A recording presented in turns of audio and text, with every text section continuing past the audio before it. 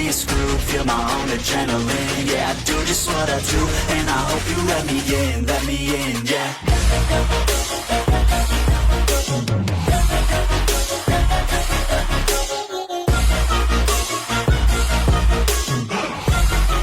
Hello and welcome back, fellow anime lovers, to Cypherfics. I am delighted to have you join us once again in the world of fanfiction and fantasy. This is the third part of, What If Issei, Rias Enter Star Wars. Special note, this fanfic is written and a masterpiece of Phantasm of Chaos on FANFICTIONnet. Do check and support the author too. Now smash the like, share and subscribe button for more. Also press the bell icon so that you never miss such great parts. Thanks for the introduction. Now let's dive into the world. All just to improve her ego. Unleash it. Galen moved his hand forward, delivering a shockwave that pushed Rainier into the wall. The devil ignored the fear that plastered his comrades' faces as he maintained eye contact with the fallen angel, whose illusion was broke and now dedicating her energy to staying awake. Galen lifted his right hand up and the light sword hilt flew from the rubble and into his grasp.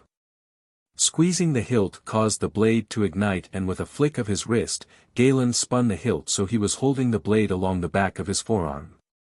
While the holy light emitting from the weapon was causing some pain, it only fueled his anger. He stepped lightly towards the fallen angel, his eyes never leaving hers, as if to make sure that in her last moments, that last thing she saw were his bright yellow eyes, filled with murderous rage. After a few steps, he stood right in front of her form, leering down at her before twirling the lightsword to hold it like a normal, all the while raising it over his head, ready to bring it down as the thoughts of what the monster before him had done. His mind flashed images of Asia's pain to her still form. His hand shaking as his anger continued to rise and brought down the blade. Suddenly, he remembered Asia's smile and stopped his blade's descent. Galen continued to stare down as the frightened, but confused fallen angel, and questioned if ending her life would actually resolve any of this. Don't give in. A new voice seemed to lighten Galen's being for reasons unknown to him. Within seconds of relaxing himself, Galen made his choice and deactivated the light weapon. Everyone present, now feeling the pressure disappear, were shocked by the show of mercy Galen displayed. Galen continued to eye down Rainier, as if contemplating what to do, until he laid eyes on the twilight healing rings. Holding out his hands he said, Asia's sacred gears, give them to me. Rainier was shocked by the offer, so much that her hesitation made Galen narrow his eyes even more. Treating it as a signal, Rainier ripped off the rings and placed them in the devil's hands. Now get out. Galen commanded after retracting his hand and spun around towards his group, while tossing the deactivated light sword hilt away. Rainier decided to cut her losses and fled out the open window, disappearing into the night. Galen walked past the group and stopped by Asia's body. After looking down at the newly recovered items he knelt down and gently placed them back on their original owner's hands. Why did you spar her, Galen? Rias' voice stole the reincarnated devil's attention. After a moment of silence the devil answered, because it wouldn't made a difference. Galen choked out as tears were once more forming at the corner of his eyes, I failed her, and there's no undoing that. Rias was shocked by the answer, but nevertheless happy about it. She took a step closer and rested her hand on his shoulder, giving it a gentle rub before saying, you did everything you could. I'm sure she would never think any less of you. Galen took only a little comfort in these words, so Rias decided on a different course of actions. Galen, I know this doesn't make sense, but... After fumbling around her skirt pocket, she pulled out her last bishop piece. Do you know what this is? She flashed it before her pawn. Despite the tears almost clouding his vision, Galen could see the chess piece, but shook his head, denying any form of knowledge. That the one of the unused evil pieces. A new voice rang out, and Galen turned to see Aquino appeared from the shadows. Yes. Rias confirmed her queen's answers, or more precisely, it the bishop piece, who are mainly acting as a support unit for their team. A fitting position for someone like our dear sister, wouldn't you say? Galen was lost by the direction of the statement, but then it dawned on him. Hope shined in his brown eyes. Rias nodded before following it up with no affiliations with the church or the fallen angels, there's no issues bringing a former nun to our family.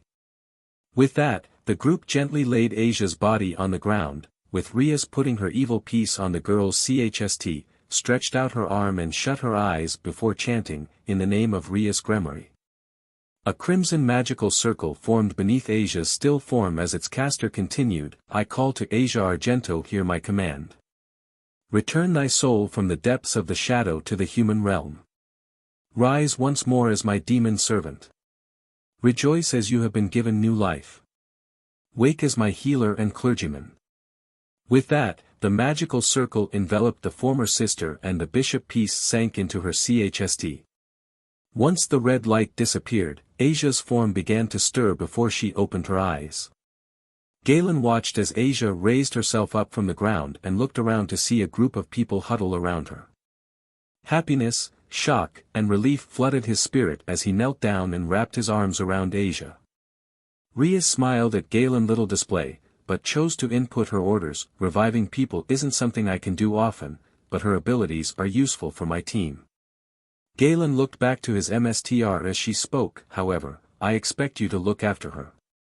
She finished her command with a smile, you are her senior after all. Galen. Said boy shifted his attention towards the resurrected nun, who could simply be described as baffled, what's going on? While the question was simple, the full explanation as another story, so Galen decided to hold off for a later date by saying, don't worry.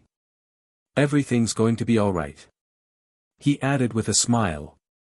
Meanwhile, Rainier continued to fly away from the scene as fast as she could despite her injuries. Teeth grinding against each other as the reality of her defeat sunk in. As the cold wind blew on her form, her anger warmed her core. Mentally swearing revenge on those who humiliated her, especially Galen Merrick.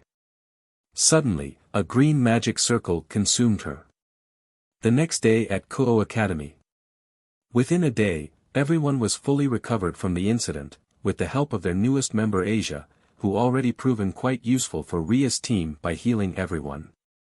Galen, who sustained the most damage due to his recklessness, never felt better as he sat across from his MSTR.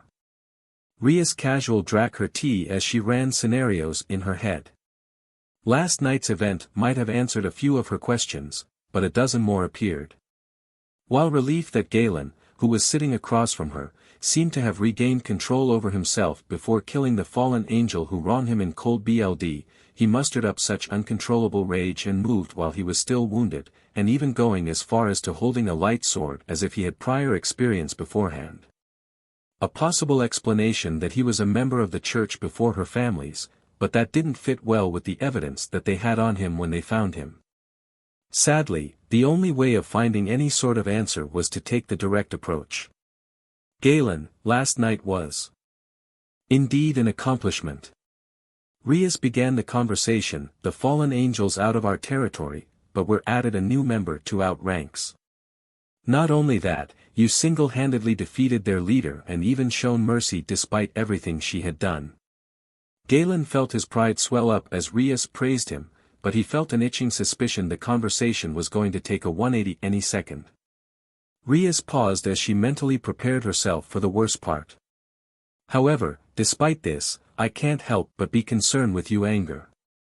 Galen flinched a little at this, but Rias powered through, I'm sorry, but can't put this off. You've been displaying a new type of power I've never seen or even heard of before that seemed to be connected with your anger. Every time you triggered, you developed a one-track mind to harm, even killing, whoever in your crosshair. Although, this assumption was only made with only 2 encounters, it was enough to get her to initiate her own investigation before her superiors do. With the worst-case scenario being either imprisoned like her other bishop was, to even being executed if he's proven too much of a problem for anyone to handle. Her stomach did backflips at the thought of her servant being subjected to such extremes. Such thoughts fortified her resolve to help her servant no matter the cost.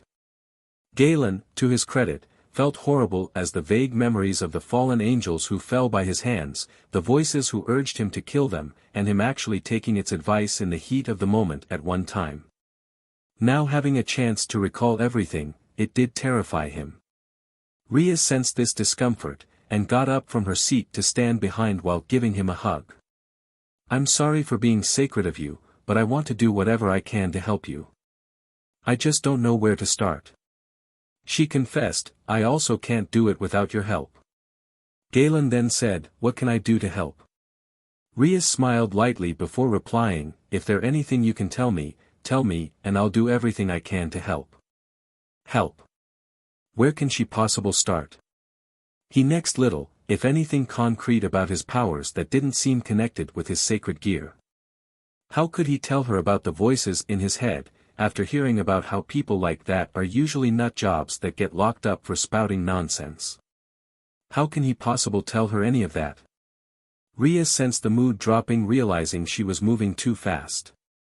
"We can start whenever you feel up to it, but no matter what, I'll be with you every step of the way." Galen felt a warm inside as his MSTR spoke those words, as if any negative thought of their potential conversation were being swept away, little by little. Rias decided to reinforce the mood by giving her servant a little peck on the cheek. Galen pulled away in shock as his face became red in embarrassment. Rias giggled, "Not quite the reaction I was expecting. Just consider it your reward for a job well done."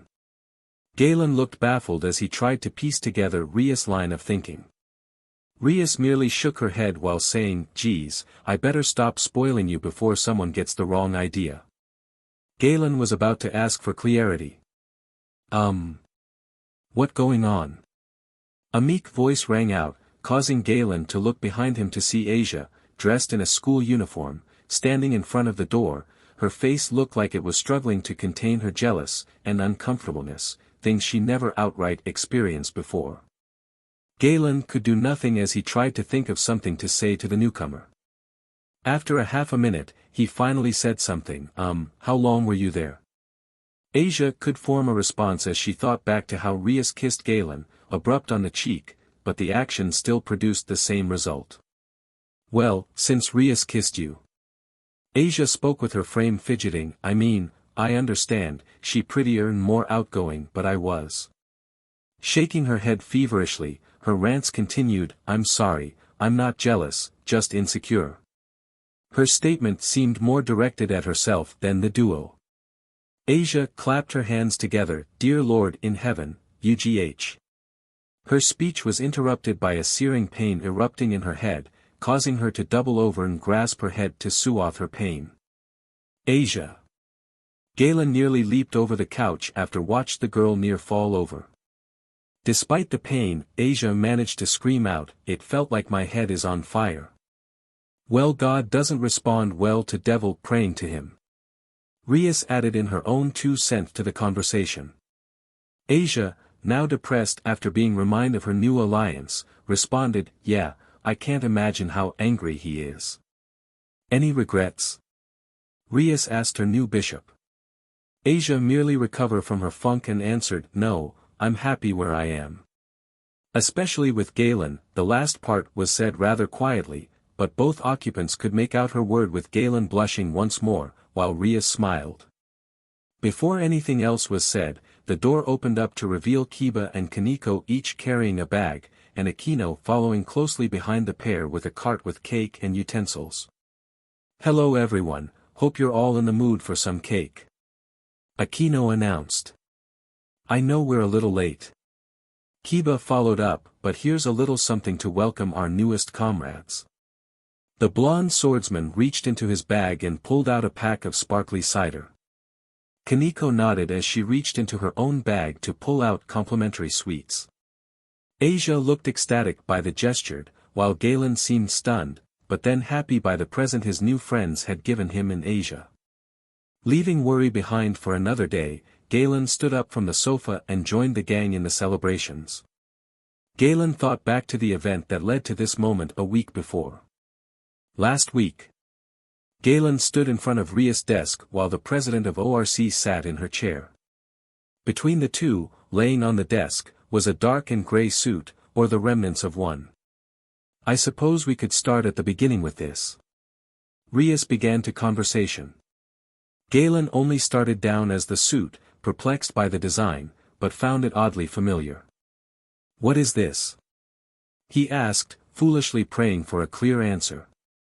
Rias took a deep breath and answered, before you were found, there was a disturbance detected in the area. Immediately, my brother dispatched a team to investigate it before I could and discovered you, unconscious and wearing these.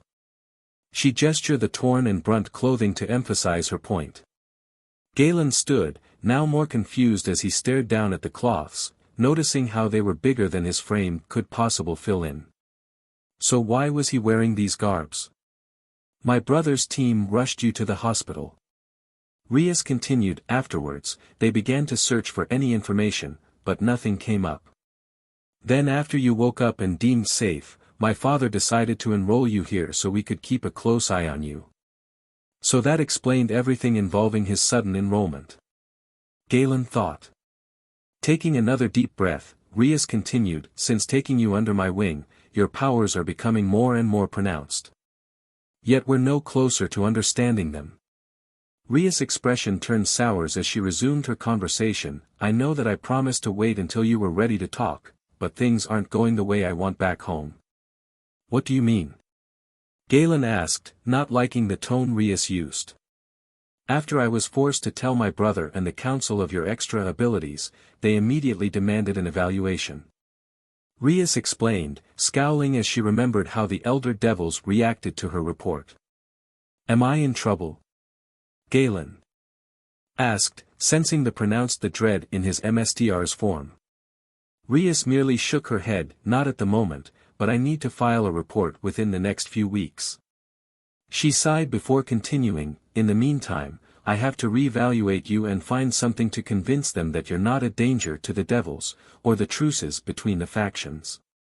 Galen nodded, I understand.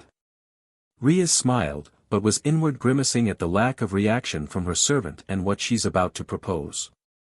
I have an idea on how to solve your little memory issue, but it's risky and I'll need additional help.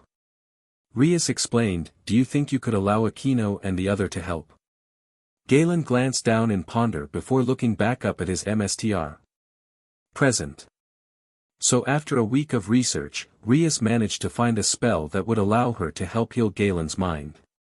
With Galen lying flat on his back with the sofa between him and the floor, his MSTR sat on the sofa, allowing Galen's head to rest on her thighs.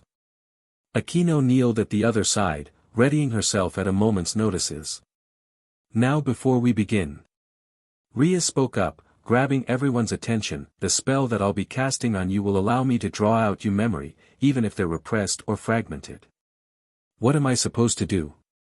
Galen asked, eager to begin the process. Rias smiled at this before saying, even though I'm drawing out your memory, I need you to try and remember what you can. She paused to consider how to word her explanation. By myself, I'll only be able to draw out small fragments and all we'll get is blurry images and maybe a few seconds of footage at best. She paused again to allow the information to sink in. However, the harder you focus, the clearer and longer the footage will be, and that will lead us to some clues. This certainly triggered some positive vibes from her servant and she could feel his anxiousness. But Rias spoke up, you need to relax in order to properly draw out your memory, otherwise we'll be getting a jumble of mishmashed pictures. She then gestured her queen on her servant's opposing side, which is why Aquino will encase you with another spell to relax you. Aquino merely smiled while saying, I'll do my best. Galen nodded in understanding and began to relax himself, trying to suppress his eagerness that was bubbling up inside him. Rias smiled at the mood she could easily read coming off of her pawn's form and proceeded to nod at her queen. You may begin, Aquino. Aquino merely nodded in return and placed her hands on the left side of Galen's forehead, while Rias placed her own hands on top of Galen's forehead. Now close your eyes. Rias instructed, with Galen obeying. Good, now just breath. She noticed Aquino's hand glow as she began to mutter the incantation of her own spell. Galen felt at ease as he slowly began to drift into a light slumber. However, his mind was just a restless. The pawn of Rias heard the voices of his assumed past, coming in slower than before, but still difficult to make out due to every sound being made at once. Galen. The boy heard the soft voice of his MSTR ring out. Now here comes the tricky part. Galen tuned his senses towards Rias, awaiting her instructions. I need you to try and lock onto a memory using your emotions. Try and think of something that would make you happy and something should respond. Galen followed this advice to the T, then begun to envision the thing he could think of that made him. Enlightened was the word he was looking for. His mind began to produce images of his time with Asia and to the moment when the former nun was revived. Oh! Rias' voice robbed Galen of his concentration, causing the devil to looking back up at his MSTR. I think I got something. She gentle pulled her hands away from Galen, with a sting-like smoke following the motion until it detached from Galen's head and became a brightly glowing ember. Galen lifted himself off of Rias' thighs to get a better look at the orb that supposedly held clues to his missing life. Rias then threw the ember into the air, which erupted into a round screen within the air. After a few seconds of forming, a picture formed, showing Galen looking down at a revived Asia while the rest of the group looked down, clearly happy. Galen stared at the screen, obviously confused by the results. Not what you were expecting. Rias spoke up, grabbing her pawn's attention. Perhaps, we should try using some other triggers instead of you emotions. What kind of triggers? Galen asked, hoping for some kind of direction. Rias bowed her head slightly as she pondered this. When your headaches happen, do you see or hear anything out of the ordinary? Galen took a moment to digest the red-haired devil's suggestion. He reminisced every one of his episodes in an attempt to find a clear one. Then he remembered one instance that left a disturbing impression on him. Galen hesitantly raised his head to look at Rias, then nodded. Rias picked up on the hesitation. Are you sure you don't need another moment? She asked, hoping not to make things worse with a rushed decision. Galen nodded, yes. Every little bit helps, and at this point, I can't be picky, he reasoned before laying back on Rias' thigh, so focused on the memory fragment, he didn't realize what he had done. Rias had, but brushed it off as she repeated the technique with a kino following suite. Finally, after a few minutes, Rias pulled her hand away and grasped a dimmer and smaller ember. The Grimoire looked down at the latest segment with an ounce of disappointment, but still flung it into the air. Once the screen appeared a blurred image of a single figure. The only thing they could tell was the figure was completely dark, save for a pale blip on the figure while blue web-like streaks of light emitted from him. The group studied this image intensely, but nothing could be learned due to the obscurity of the vision. Galen hung his head or released a soft growl of frustration. Asia took the initiative and walked up behind the boy. It's all right, Galen. The former nun spoke softly while gently rubbing his shoulder with both her hands. That's right. Aquino perked up. We've only just started after all. One more try. Galen pleaded to Rias. Rias, after a moment of pondering, spoke up. All right, third time's the charm after all. Patting her thighs once more, the crimson-haired woman signaled Galen to assume the previous position. Once there, Rias and Aquino begun to go to work. Once again, the dragon-possessed devil tried even harder to remember the voices. This time, he managed to recall a quiet voice speaking only 2 words, and a different voice speaking only 1 word after that. Rias felt familiar sensation coursing through her hand, signaling that she had gotten a memory and pulled away. The latest catch was already unlike the previous 2. For one, it seemed harder to pry out, and when she did, it glowed slightly brighter. Smiling at this, she looked down at Galen and said, I think we got a good one this time. She added by holding up the orb for everyone, namely Galen to see. Sensing the excitement, Rias flung the orb into the air to form yet another screen. This time the picture came in clear as they could make out the scenery as some sort of wood-made home. They jumped up as a loud bang erupted from the entrance to see a figure crashing onto the floor. The group managed to get a good look to see the figure was definably an older man, who was wearing something that reminded them of what certain monks wore, which included a hood. Suddenly, the spine tingling noise of deep breathing was heard, causing the screen to refocus on yet another figure. At first glance, it looked like the new arrival was wearing black, sleek armor, but they noticed some electronic on the chst piece. The helmet was incredible detailed, that emphasis on the malice that this man represented. Finally, within his hand was a silver cylinder-shaped object that was emitting a red light that extended, giving the object an appearance of a sword. While fascinated with the object, the overall appearance of the man was sending shivers down everyone's spine. The breathing noise he was making wasn't helping. While everyone continued to study the scene intensely, they didn't notice Galen seemed dazed while his hands were shaking. Then, the dark armor man raised his free hand up and the first man began to float off the floor, all the while grasping his neck like he was being strangled. I sensed someone more powerful nearby. The black armor figure spoke, which made everyone flinch at his unnatural, almost robotic voice. "Where is your MSTR?" He then clutched his fingers, applying more invisible pressure to the man's neck. The man, despite his struggle to breath, managed to spit out, "The dark side's clouded you mind. You've killed my MSTR years ago. And you will soon join him." The armor man raised his sword, only for the weapon to fly out of his hand and towards a smaller pair of hands that looked down at the weapon and back to its original owner. "A son." The dark figure spoke at the sight of the child. "Run!" the man roared out in fear, before a cracking sound rang out and the old man released his grip on his neck, collapsing onto the floor with a loud thud. The dark-armored man took a couple steps towards the child, with the child only to take a couple steps back while pointing the red sword at him. "Lord Vader."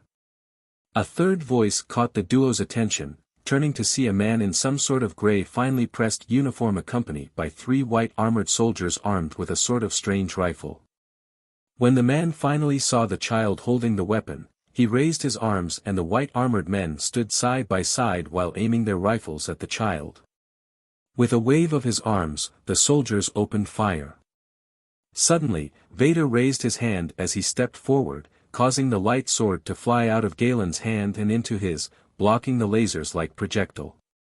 Then within a second, started to swish the sword to cut down the men in a series of slashes, the men screaming in horror before meeting their end. With the soldiers dead, Vader approached the child once more, deactivating his sword before saying, "Come, more will be here soon." The child seemed to only stare at the towering armor figure, before looking back at his father and tried to approach his still form. Only for Vader to grab him by the arm and drag him out of the house and away from the scene despite Galen struggling against his grip.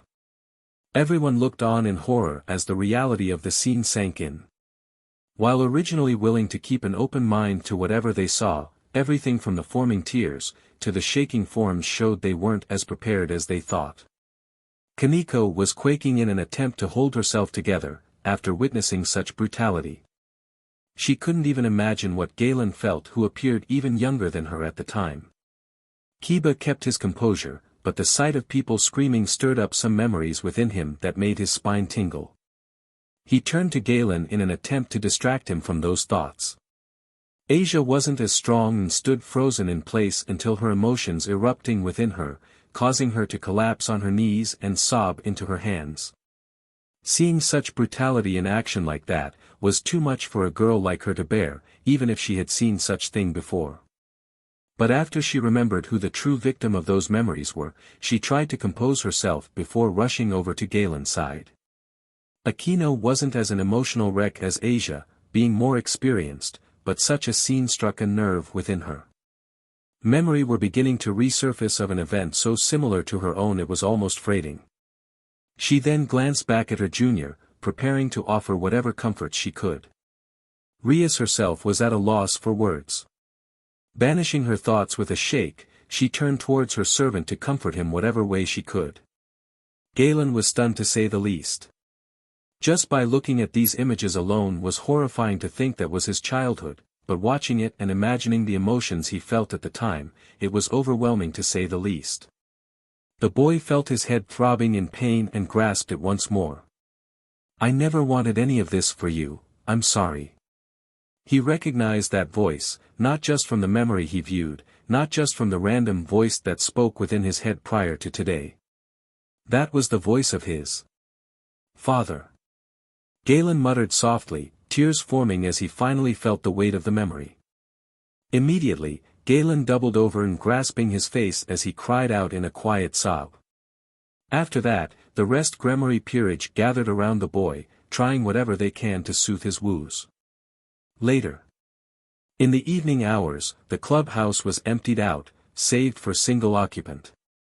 Rias decided to stay later while sending everyone else home. Rias frowned at the pain she unintentionally caused today to her event. It was supposed to be a day where they could begin to get some sort of answers for Galen. Maybe even finding out if there was still a family out there looking for him. Sadly, that hope was dashed with the vision of a man Galen confirmed was his father, lying dead as the poor child was dragged away. Vader. Rias thought with a hint of venom in her tone. As far as first impressions goes, she without a doubt hated that thing that was clearly the source of Galen misery.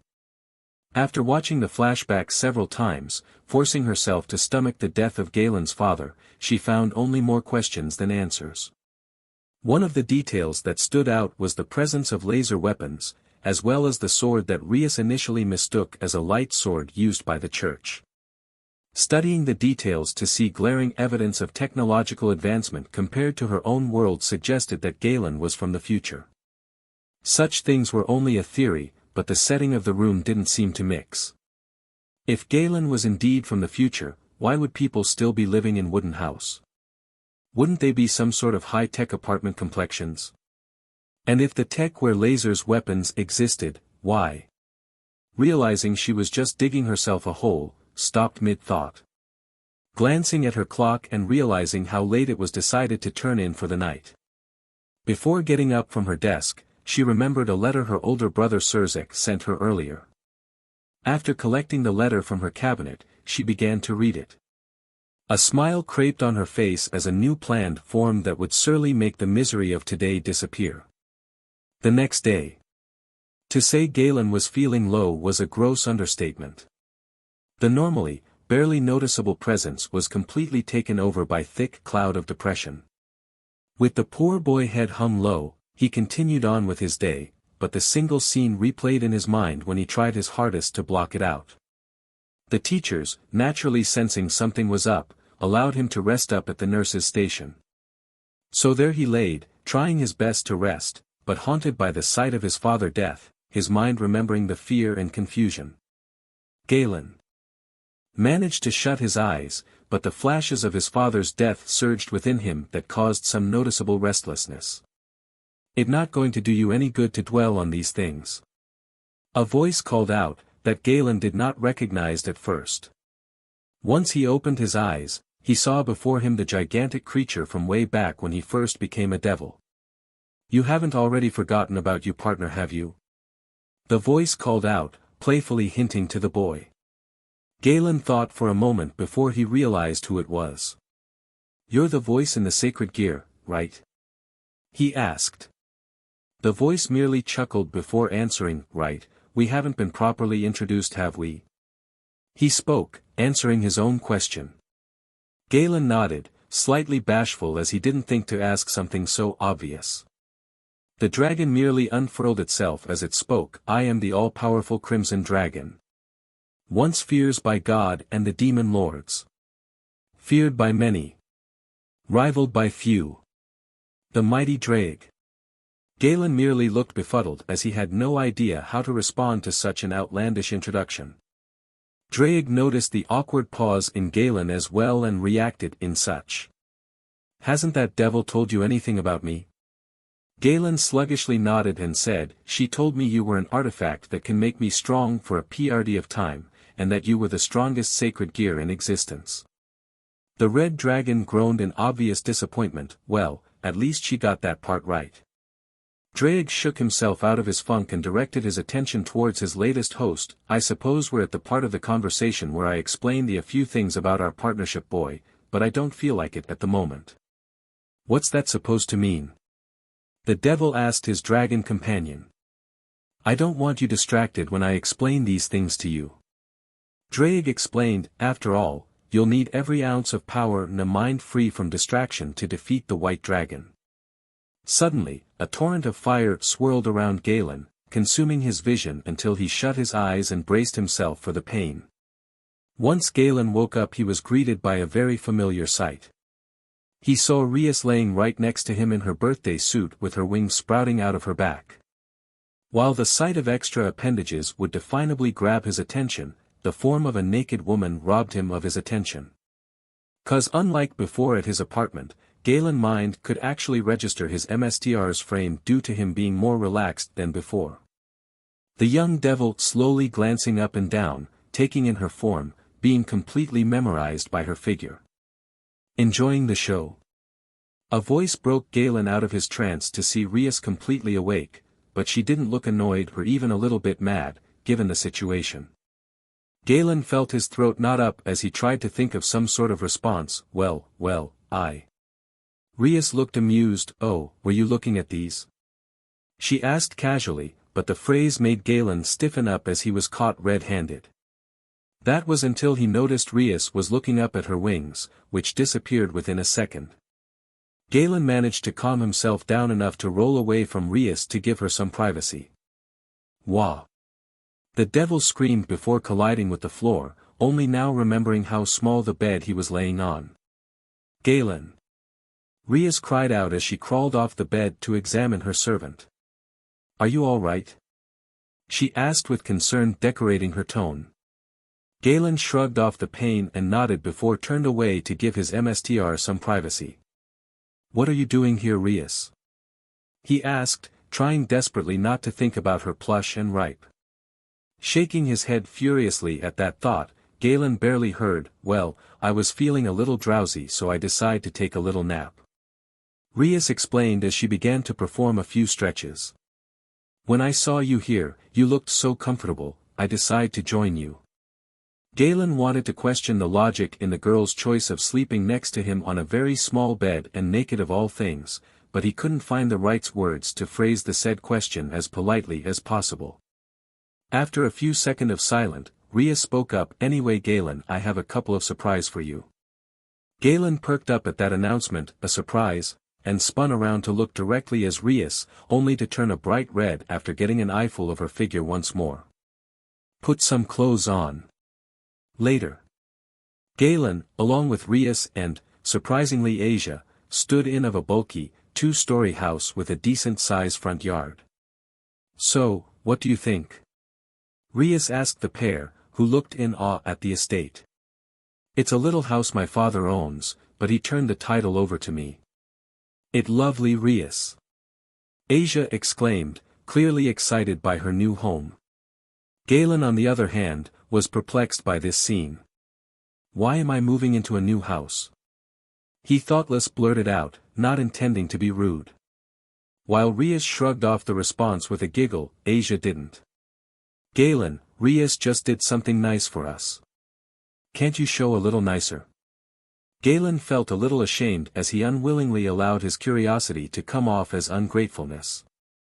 Rias, who ignored the undertone and focused on the intended meaning, answered, well, when I asked Asia where she would like to stay. She pointed to her latest servant, who in turn blushed. She said, I quote, I would like to stay with Galen, if that's okay. End quote. She giggled lightly as she looked upon the burning red face of Asia, while Galen adopted a befuddled appearance. Galen's stupor only lasted for about a second before he realized the whole reason Rias got him a new house. While his apartment was a perfect size for him, it wasn't meant for two. That still left the question why Asia wanted to move in with him in the first place. Anyway. Rias spoke, taking control of the situation. Since we're all here, I figured everyone would help you two move in. Right on. K, the rest of the ORC club arrived, all dressed casually. Hello. Hi. Hey, Akino, Kiba and Kaneko all greet the rest of the group. With that, Rias faced the group while addressing her newest servants. Well, shall I give you two the grand tour? She gestured towards the entrance. The tour was pretty much a surreal experience for both Asia, who grew up in much smaller and shared quarters, and Galen, who possessed smaller, but modest living conditions. The pair were easily blown away by the up-to-date kitchen equipment, spacious bathrooms, the elaborate decoration, and multiple bedrooms. Once the shock and awe faded with the tour, the group began their task of spoofing up the place for the pair. Everyone started off with dusting off and sweeping up the grim with the vacuum cleaners. Next Galen, Kiba, and Kaneko carried in the heavier pieces of furniture like the tables, beds, dressers and extra cabinets that Rias purchased. Finally, everyone placed the finishing touches like filling the kitchen cabinets with dishes, hanging the curtains, anything the group could think of that made the now occupied house a home for the pair. Before anyone realized, the sun was already setting and Rias had quickly assembled everyone within the living room. While this is the part where I said we should call it a day, Rias spoke, I have one more present for our two new members. This nabbed the attention of her bishop and pawn. We're going to the familiar forest to look for some familiar for you too. Both Asia and Galen were naturally confused by the announcement, mainly on the identity of these familiars. Before either could speak their minds, Rias beat them to the punch. You're probably wondering what familiars are, right? When both her servants nodded, she continued, familiars are more or less your own servants that can assist you with practical anything. From helping you out with your contracts, to being you supporter in a fight like mine. She held out her hand and in a puff of smoke appeared a small ball-shaped creature with bat-like wings. Suddenly, in another puff of smoke, the bat transformed into a girl wearing a maid outfit with bat details. Wasn't that the girl that gave me the flyer a few weeks ago? Galen questioned, now recognizing the figure. Rias nodded in confirmation, yep. She waved her hand and dismissed her familiar in a puff of smoke. I have one too. Akino spoke out as she summoned her own familiar, a hand-sized troll-like creature. Here's mine. Kiba gestured to a small bird that suddenly appeared, sitting on his left shoulder. This is Shiro. Kaneko spoke up, who was holding a white kitten in her arms. As you can see, Rias announced, I figure it time for each of you to receive your own partners, thus we're taking a trip to the familiar forest. Familiar forest. The group appeared within a dense forest in the dead of night, with only a pale red moonlight providing little visibility for a normal human. While Rias and the other took the sight in more causally, Galen and Asia looked bewildered and wonder at their new surroundings. Here we are. Rias introduced the pair before glancing around. Strange, this is the location he said to meet him here. Galen and Asia quirked their head in confusion, then suddenly heard a loud howl with rushing leaves overhead. Looking up, the group saw a well-aged man wearing a casual exportation cloths complete with a red baseball hat and a backpack. Howdy y'all. The man spoke, gangway and mind my fall. Rias then spoke up, not bothered by the man's antic, everyone, this is Tuji, a devil in training, and our guide through the forest. Tuji then began to flip into several dramatic poses, right, oh my fair crew. I am here to help you find the perfect familiar for you to use. I should probably mention that he likes to speak in rhythms. Akino pointed out while covering her mouth to hide her giggles. Just as Gremory stated, I'm here as your guide. Speak what of creature you want, a monster, the breather fire, or fly. I know all and share with you, so don't be shy. Tuji waved his arms as he spoke each sentence. Rias pushed her two newest servants forward. Don't worry, he's helped chose everyone's familiar here, and none of us had any complaints. She assured the two. Galen decided to speak up first. What kind of familiar would you recommend? He asked, hoping to find some sort of foundation to this expedition. Tuji sat still for a good minute in a comical thinking pose before springing to life. Ah, for a powerful devil in training like you, a 9-headed hydra would hold true. Aren't those difficult to train and have venom that dissolves solid stones? Akino spoke up with a description of the potential familiar that made Galen's BLD run cold. I sweet lass. Tuji confirmed, but with the Red Dragon Emperor at his side, their combine might would be a blast. He then struck another thinking pose, I'll just have to remember where I last saw those Hydra eggs. Best to train them when they're young before. Can I hear another option? Galen quickly inputted, not missing the annoyed look on the guide's face. I'm sure there are plenty other familiars out here that you would know about. Praying his subtle praise would smooth over the interruption. That I do, my good fellow. Tuji exclaimed, there's sure to be a good match for you that more mellow. Like the powerful Chaos Karma Dragon, Tiamat. Once she's loyal to you, your enemies will be no better than gnats. No, anyone but her. Drake shouted within Galen's head, causing the poor boy to flinch at the outburst. Tiamat hates me. Once she catches wind of me within you, she will kill you. What did you do to her? Galen spoke out loud to his partner. The dialogue baffled the onlookers, but Galen paid it no mind at the time. Drake was silent for a moment. It's a very long story. He snapped before shutting off the mental link. Drake. Galen spoke up, trying to reach his partner, Drake. He called out again, but then noticed everyone looking at him funny. Sorry. Galen spoke sheepish before turning to the guide.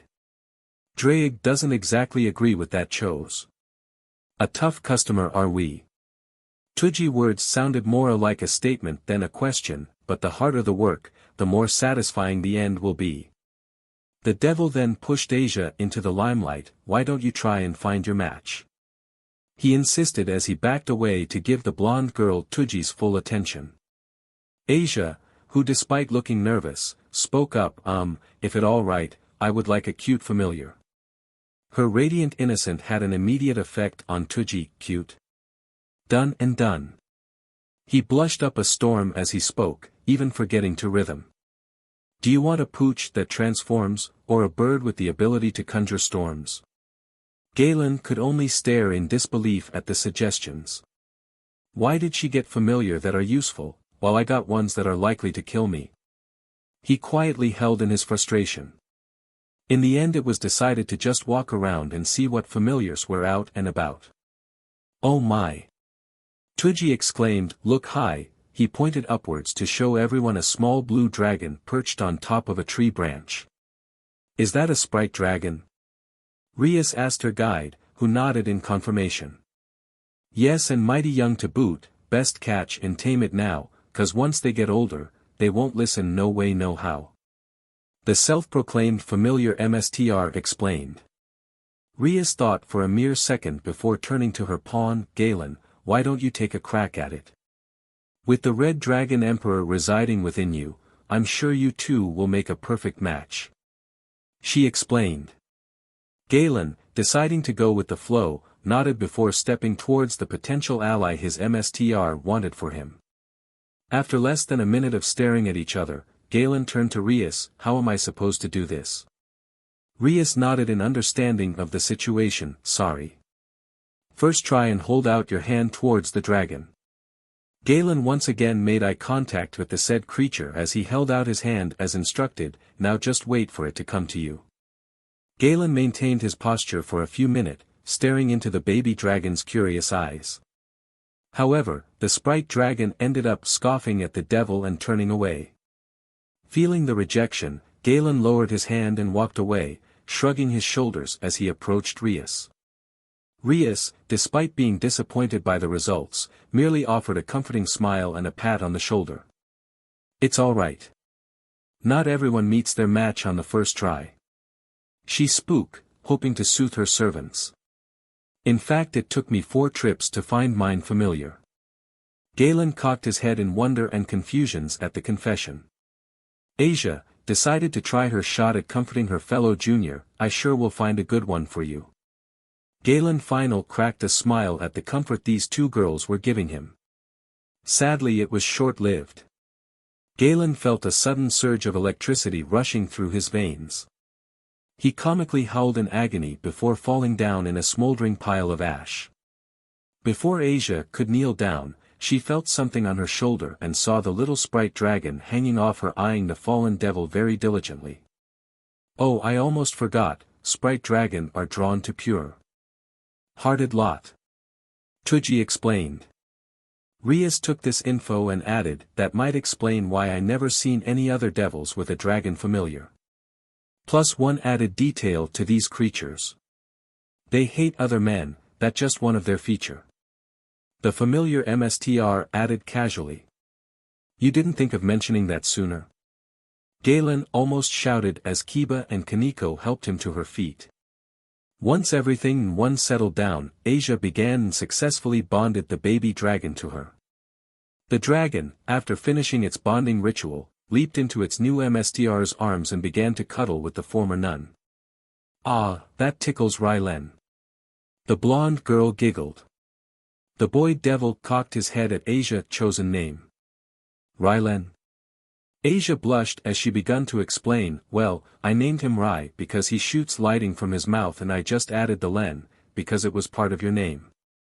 Galen felt a little flattered by that, but a glance at the newly dubbed Rylen kinda ruined it. The dragon and Galen stared into each other's eyes for a mere second, but he could already tell the little dragon was not going to be. Help. Galen stopped mid-thought and glanced around to investigate the foreign voice. Please, I'm sorry. He suddenly felt the voice fear and pain becoming more pronounced and swivel around trying to find the source of the voice. Galen. Ria surprisingly spoke out first at the unusual behavior her junior was displaying. Galen turned towards the group, who naturally looked bewildered by the twitching. He spoke up, don't you hear that? He asked his fellow devils, who in turn only looked more confused than before. Please, it hurts. Now hearing the voice in a more definitive direction, Galen spun around towards a thick brush and pointed, it's coming from over there. Within a moment of pondering, Rias decided it was best to investigate the strange phenomenon with her servant and allowed Galen to lead the charge. While her pawn proceeded to march through the shrubs, Rias and her remaining servants followed, with the crimson-haired leader turned to her guide and asking, is it possible he's made contact with a familiar? Tuji merely nodded, quite possible a very picky sprite, a fickle behemoth or even something new and different. Despite the excitement in my veins, let's proceed with caution. Best we not lead with reckless ignorance. Rias agreed with the familiar's MSTR and hastened her pace to match Galen's and place a hand on his shoulder, halting him and giving him a reassuring smile. Calm down Galen, we'll find your familiar soon enough. Galen steadied himself slightly and spoke, sorry, I just think it's hurt. Rias was slightly confused by this, but Galen cut her off, I can hear her. Like she's scared. He explained, rather hastily for the benefit of saving time. A lot of good it did, since it only seemed to add a little more confusion to the situation. Before anything more could be said, a series of quiet whimpers rang out that caught everyone's attention. The group began to shuffle around the brush, but it was Galen who had found the creature. While it looked like a dog, the most eye-catching feature was the god had 3 heads. 2 of the side heads were dark gray like its body, but the third and center head was white with pink hue. The creature noticed him and immediately began to growl as it bared its teeth. Galen sensed the fear from the creature and decided to quietly signaling his team with his hands. While not taking his eyes off the canine, he then made a gesture with the same hand, signaling the gathering party to approach slowly. Tuji took the signal serious, but still managed to get a good look at the creature first. Oh, a young Cerberus pup in this muck. Serious, SCK good luck, the familiar expert ID the creature quietly to the group. While the Gremory peerage slowly moved up closer to get a better look, Kaneko hastily backed away from the group, or more specifically, away the immediate area the canine-type creature was. Galen continued to obverse the Cerberus and then noticed some BLD coming from the back leg. Rias, the back leg. Galen pointed to said appendage. Rias quickly noted the leg. Galen, try and grab it but be careful. Yes indeed. Tuji inputted, 1 bite from these, and a piece of your soul will be ripped from its seams. Galen, acting on this nicely timed info, then slowly made his way to kneel before the Cerberus. He was only arm's length from the dog, and heard the growling noise intensify as it tried to back away.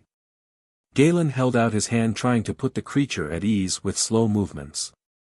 But the dog lashed out with Galen, almost biting him on the hand if Galen hadn't moved it out of the way. "Whoa, whoa, easy." Galen spoke slowly, once again holding out his hand and maintain a steady eye contact with the wounded creature. The Cerberus still bared its teeth, but the creature was calming down a bit when it failed to sense any hostility from the individual before it. Rather it sensed calm and a hint of sadness within this individual's soul. She slightly recoiled from the feeling of the devil touching her, but he merely stroked and rubbed her cheek, but soon found herself leaning into the hand when she felt comforted by the touch. Taking this as a step in the right direction, Galen used his free hand to signal Asia to step forward. Once the Cerberus sensed another presence approaching, she glanced at the blonde devil to see her soul possessed even less negative quality than first devil. Once Asia kneeled down beside Galen, with Rylan hanging off her shoulder carefully watching the scene, she began her own role with helping the poor creature. "It's all right." She gently placed his hands over the dog's injured leg, "It will be fine in just a minute." Her hands began to glow and within seconds the wounds closed up and the little Cerberus felt no more pain. Once Asia pulled her hands away, the Cerberus began to experiment with its leg, placing it firmly on the ground and lifting herself up. While she still felt wobbly, she started to find her strength and took a couple steps forward. Delighted by the results, the Cerberus turned back to the company responsible and let out several happy barks accompanied with a wagging tail. The entourage naturally pleased with the results. Suddenly the Cerberus pup boldly leaped up to Galen, who, with quick reflex, caught it and the pup began to lick the devil's face. While Galen was distracted by this display of unfamiliar affection, Rias couldn't be happier. "Well Galen, looks like you found your own familiar as well." Rias spoke up, not bothering to hide how pleased she was. Aquino perked up as well, and such a cute one as well. She got closer and began to pet the Cerberus. Galen didn't mind the gathering horde as he now took notice the other two heads of the Cerberus were strangely silent. "Why haven't the other two head done anything?" he asked the familiar expert. Tuji answered in turn, "I have often read that a rare breed of Cerberus can have a unique power that it requires separate personality to manage. However, said psyches are very different and take time to develop before they can take advantage."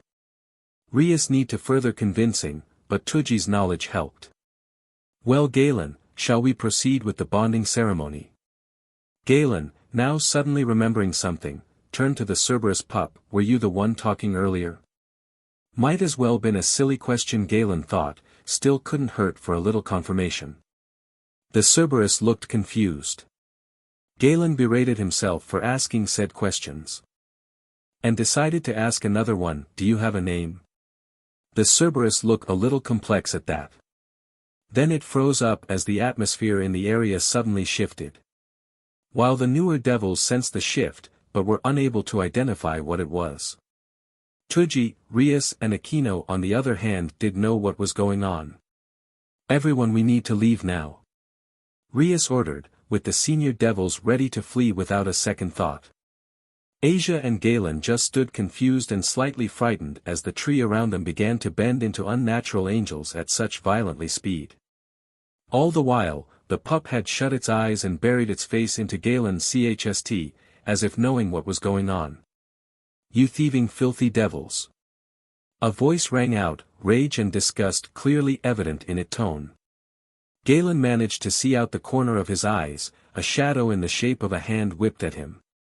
The devil barely had time to crouch down to avoid the attack and it ended up striking him in the upper back, terrible close to the base of his neck. "Galen!" Rias and Asia called out as they noticed Galen being flung to the ground with a fresh wound on his back, still holding the terrified dog in his arms. Everyone tried to run to the boy's aid, but several other hands appeared out of nowhere and begun to attack the group. The more experienced devils managed to hold off the attacks, with Kiba summoned swords to hack the limbs, Kaneko slamming her fists and feet against any approaching her and Aquino sending a volley of lightning at dozens of limbs. Rias had also managed to partake in the assault, all the while guarding Asia and trying to make her way towards Galen. Hades! Rias called out, "How dare you attack us? Once the Gremory household gets word of this.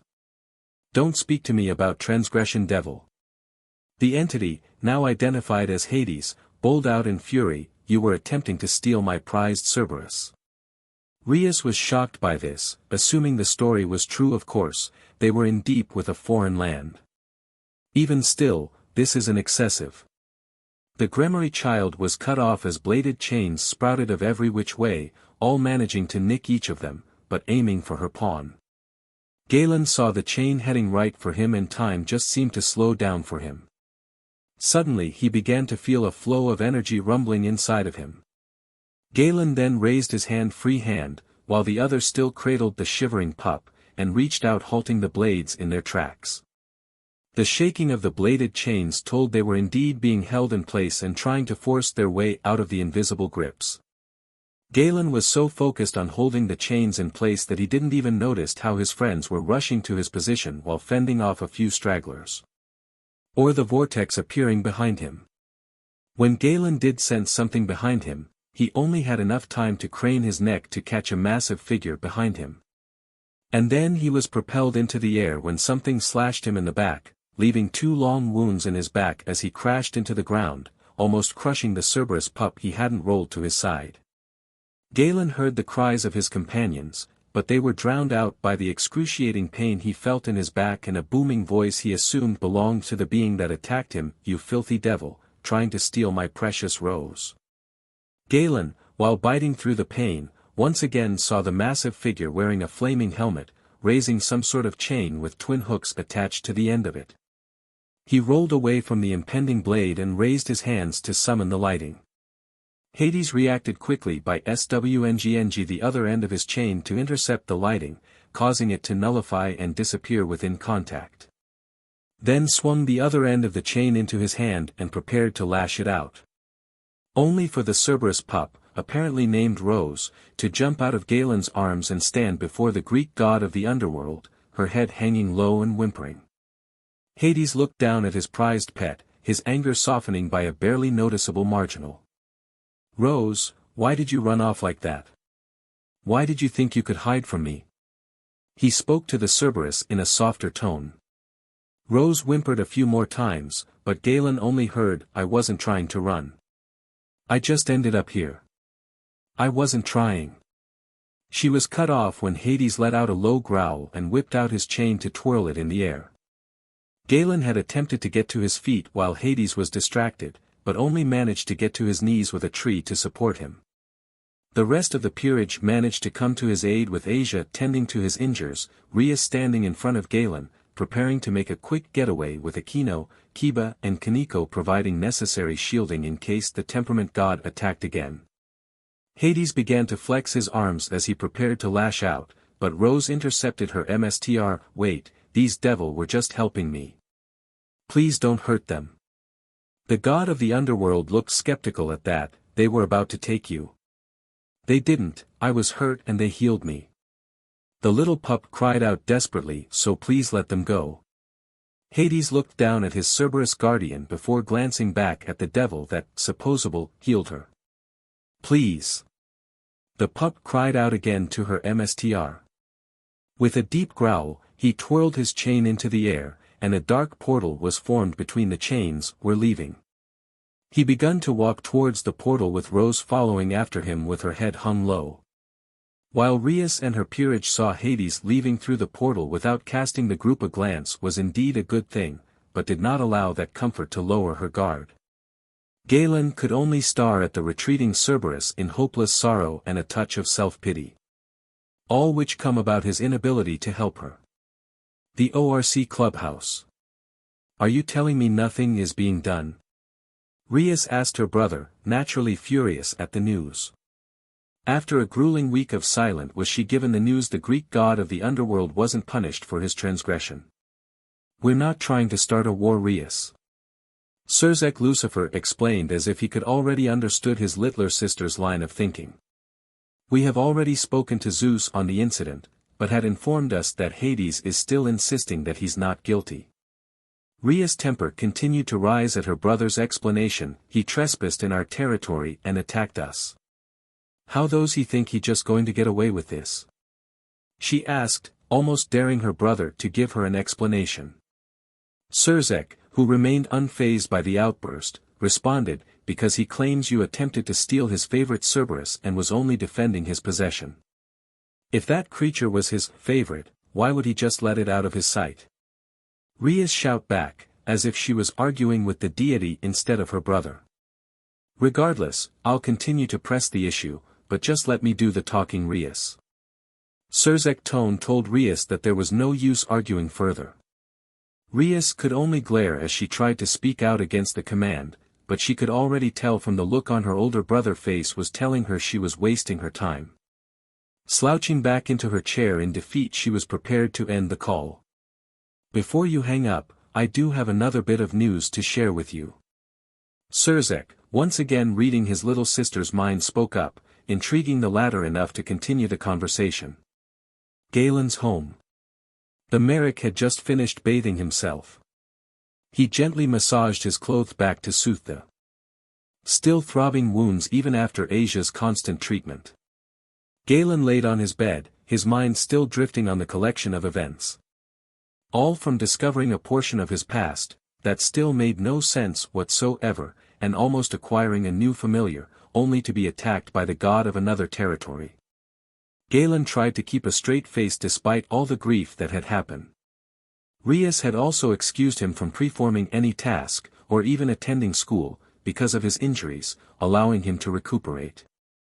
Although Galen tried to protest the former as for being too much, Rias put her foot down, saying the underworld god's weapon had soul-harming abilities and even had a specialist to treat the wounds before Asia did her bit. The devil sat down on his bed before drifting into his thoughts to the scene when the Cerberus pup rose. The sad look on her face, as well obvious fear she had when in the presence of her mstr, Hades. He could obviously feel the pup didn't want to go with the god, but still went with him anyway, all to protect Rias' group. Looking into his hand and remembering how he shot his lighting at the behemoth, solely on instinct, rather than completely willing it. A shining red light illuminated the room, putting the devil on alert as he turned to see one of the circles appear in the center of his room. Out of the circle was none other than his mstr Rias.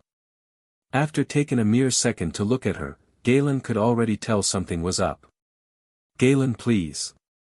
Rias screamed out as she tackled her pawn onto his bed, take my V card. So alright folks, that's all for today. Stay tuned for more crossovers. Do subscribe, like and share for more such videos. Also check out the story and author Phantasm of Chaos on FANFICTIONnet. Press the bell icon to be notified first on release. See you in the next video. Till then, goodbye.